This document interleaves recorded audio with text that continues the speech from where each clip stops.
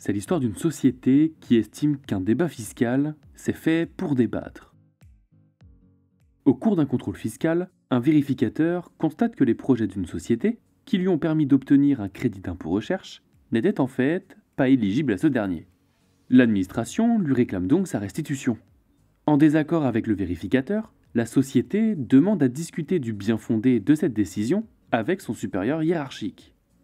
Lors de cet entretien, la société demande à bénéficier pour ces mêmes projets d'un crédit d'impôt innovation. Le supérieur constate qu'il n'en a jamais été question au cours du contrôle et refuse d'examiner une telle demande.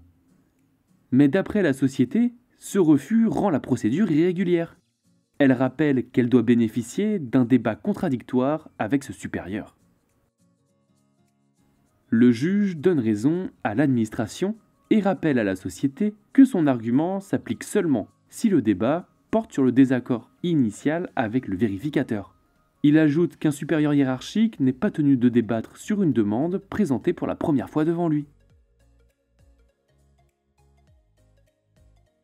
Si une entreprise ou un particulier est, à l'issue d'un contrôle fiscal, en désaccord avec les conclusions du vérificateur, il lui est possible de solliciter l'inspecteur départemental ou principal, puis, si les désaccords persistent, l'interlocuteur départemental ou régional.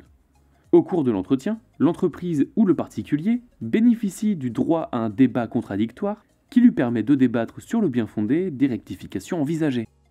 En revanche, le supérieur hiérarchique n'est pas tenu de débattre sur une nouvelle demande étrangère au désaccord initial.